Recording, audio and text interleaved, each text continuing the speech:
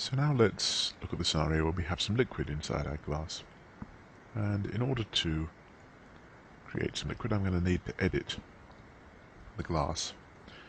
So the first thing I'm going to do is lay down a carve SOP.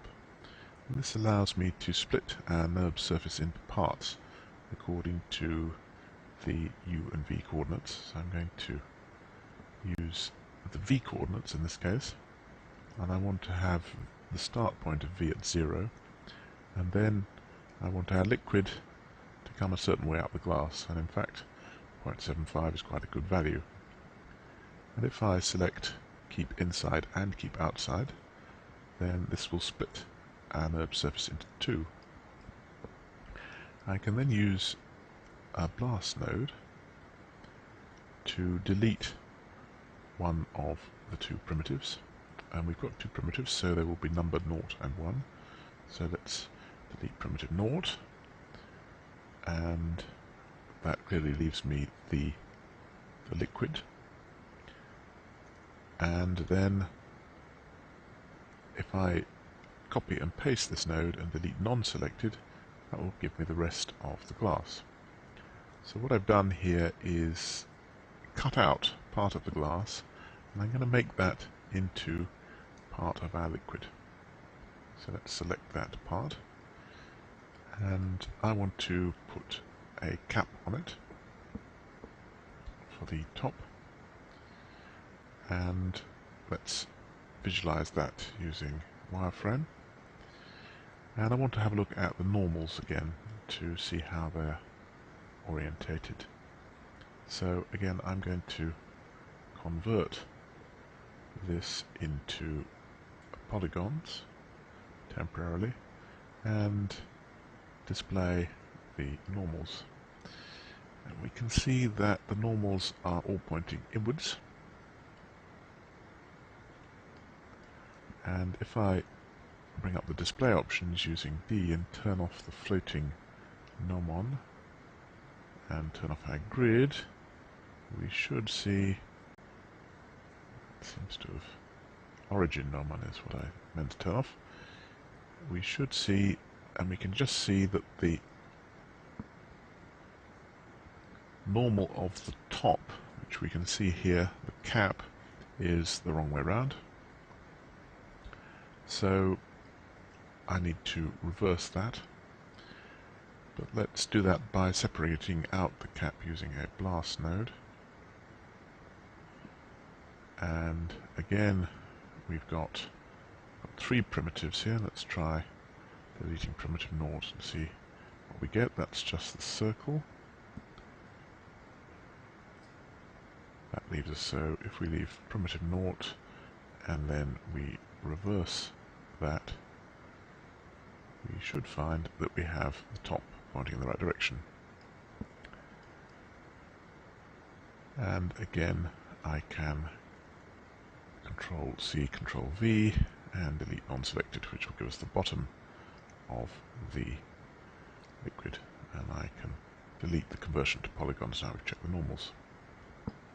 So it will be important to remember in which directions the various normals point when we come to set up our materials in a moment.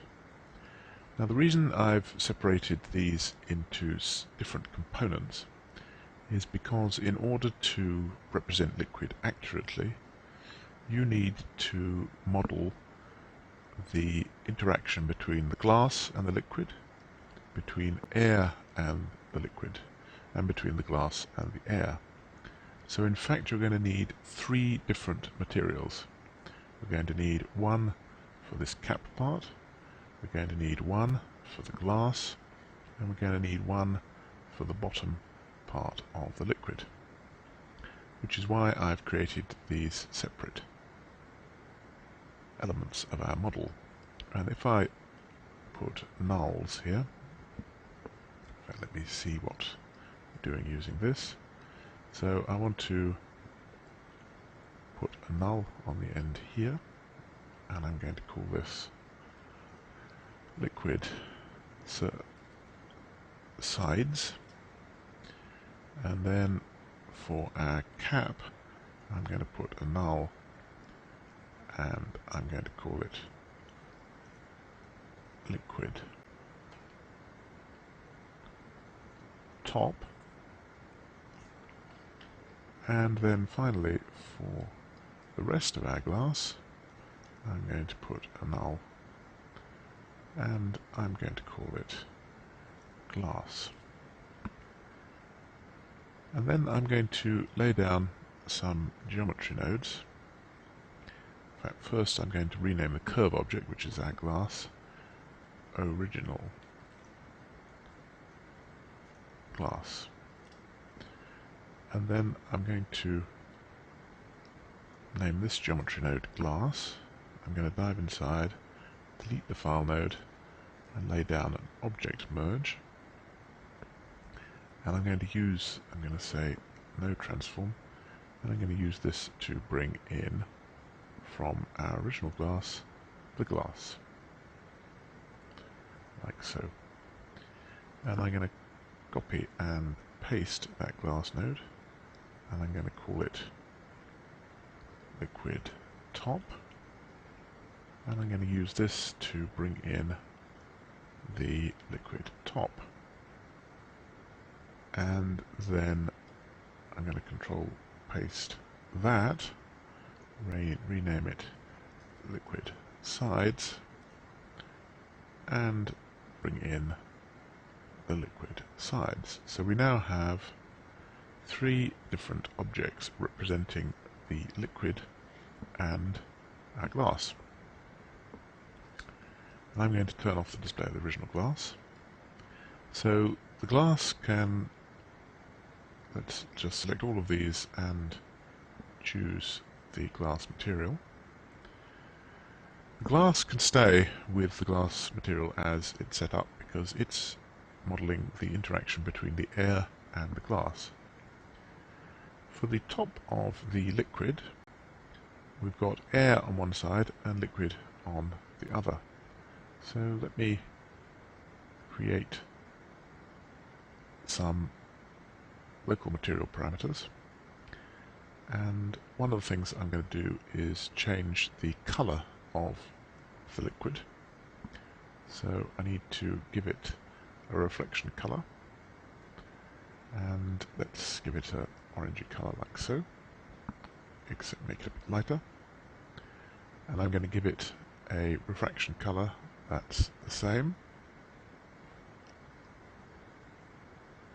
and I'm going to give it a shadow color that's based on a similar color, like so.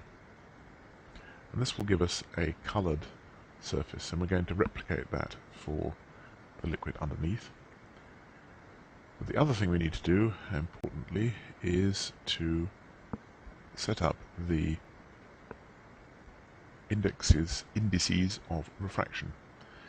Now in this case my surface is pointing outwards at the air, so the outside index of refraction can stay at 1, the normal is pointing outwards towards the air, and inside I'm going to give it an index of refraction of 1.3, which is a typical index of refraction for a liquid. Finally, let's look at the material parameters for the liquid sides. So I'm going to create little material parameters, and as before we need to change the colors.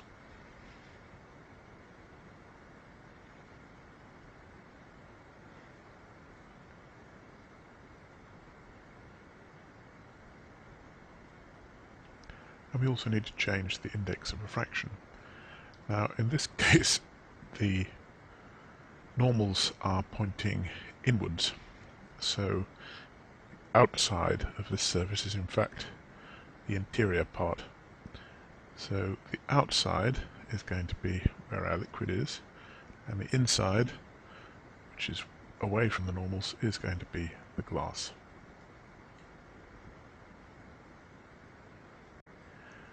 Now, that complicated way of setting up a liquid is the physically correct way to do it. Our photon map for this new scenario. We're going to need to make some adjustments here to the objects which are included, given that we've created the liquid. So we now need the grid object, which is the floor, the liquid sides, the liquid top, and the glass. So if we accept that, and I'm going to render that out and pause the video. So that's now rendered out, and we can use our render view to see what our glass now looks like.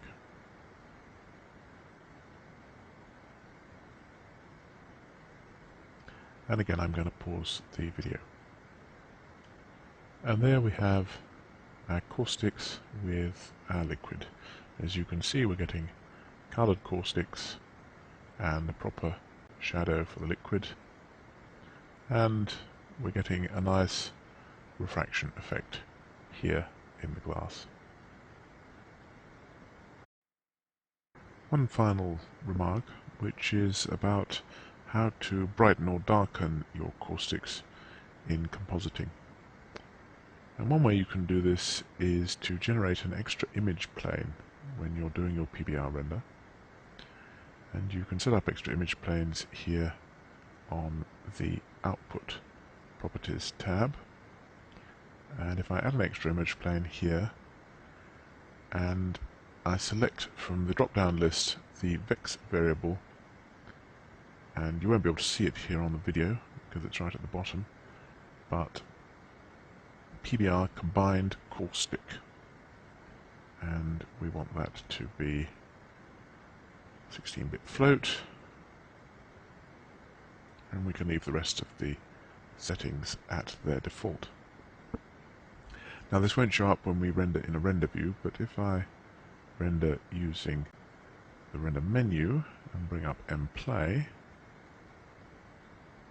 what should happen,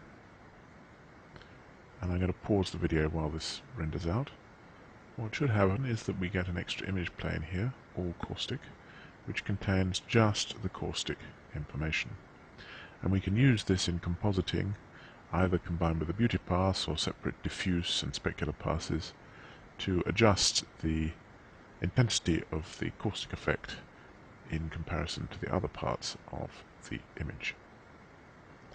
So that brings us to the end of this tutorial on caustics. Thank you.